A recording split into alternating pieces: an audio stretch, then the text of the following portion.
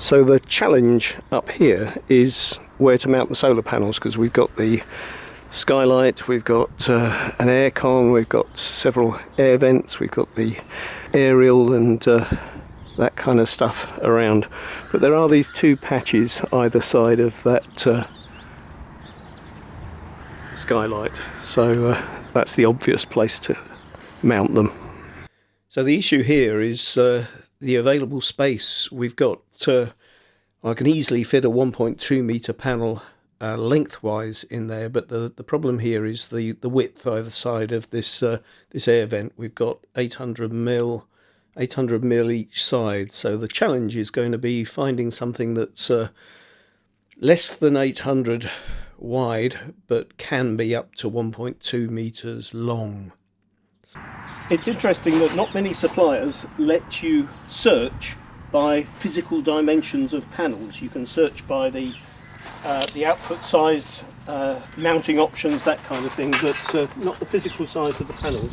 But I managed to find these from Photonic Universe, and these are 112 centimetres long by about 67, 68 centimetres wide. And then once you've got the mounts, they come in at about 78.5, 79 centimetres side to side, which is just within the 80 centimetres that I've got either side of the skylight. So my decision was based on the physical dimensions of the panels rather than any other consideration. These are 150 watt panels. I would have liked more, but 250 watt panels, that's 300 watts plus the 100 I've got, that's 400 on the roof of the van. Not too shabby, but yeah, I would have liked a bit more. I've got two mounting sets for the two oblong panels, plus a cable entry gland, and these are the so-called no drill mounts. So they've got a large flat surface that we can bond to the roof of the motorhome without needing to drill holes.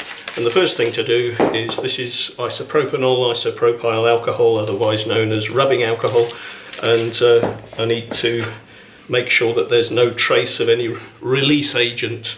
So I'll make sure they're all given a rub with that, and then I will slightly roughen up the surface just to make sure that the Sikaflex 522 has got something to bind to, and then I'll give them all a final rub with the isopropanol to make sure that there's no trace of dust or anything left.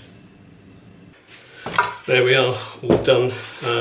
Nice matte dust-free surface and very slightly rough.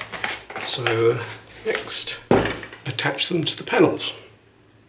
I'm going to pre-drill these, make mounting a little bit easier.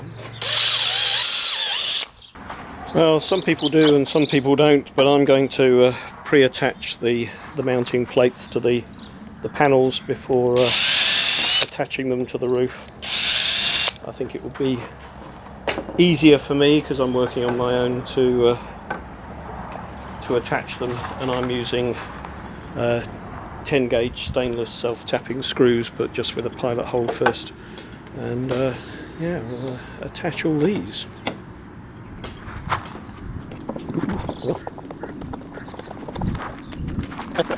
Right, I've got them roughly in position on the roof. I'm just going to make a few final adjustments, then draw around the feet, and I'm just going to scuff up the surface slightly so that the Sika 522 has got something more to bind to. But yeah, looking smart. Sikaflex 522 on all the mating surfaces.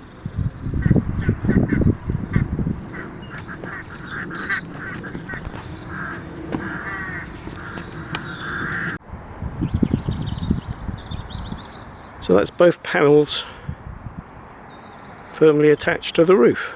Done a bit of cleaning up, but yeah, I think they've gone on there really rather well. So now I'm turning my attention to where to run the cable entry gland.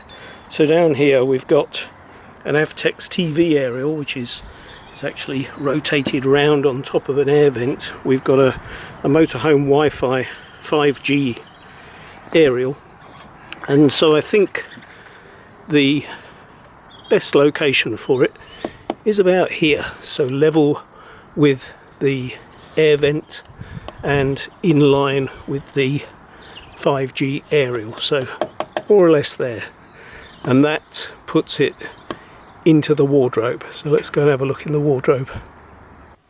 Looking inside the wardrobe, this is the Avtex TV aerial. We've got the motorhome Wi-Fi 5G aerial going up through there, and this is the air vent. So what I reckon is in line with the Avtex TV aerial, and midway along there, so roughly there, I reckon is going to be a good place to drill through the roof and fit the cable gland. And it looks, because there's various bits of cable running through this, it looks as though this is a false panel, and so we should be able to run the cables down through that and get them out of the way. Well, here goes. I reckon this is the spot. Drill a small pilot hole through, see what happens.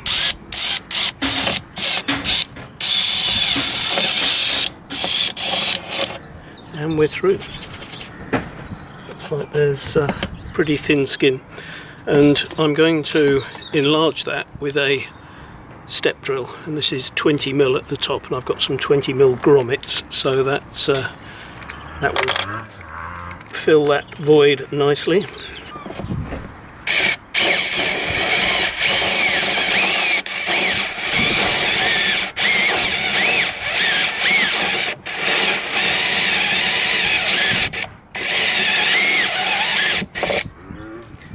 There we are, a nasty 20mm hole in the roof, and you'll be pleased to know there's no cables running through there, and it looks like we've got a layer of polystyrene trapped between the internal skin and the outside skin. So if anybody wanted to know what the roof is made of, that's what it's made of, and that's a nice 20mm hole that I can put a grommet on, and I should be able to fish the wires through, and this will sit on there, something like that. And I need to prepare it, as with the solar panel mounts, need to scuff the surface up and make sure it's really clean, but I want to get that on there. I should be able to fish the cables through afterwards, and I've got cable glands obviously that go in there, but there we are, hole in the roof drilled. And as I said, I've got some 20mm grommets that will make sure there's nothing that can be caught on those loose edges. I'm going to clean it up first, but yeah, cables can route through there, no problem. And here's the hole in the inside, and I'll just clean that up with the step drill. It doesn't need to be 20mm, but it will clean up nicely.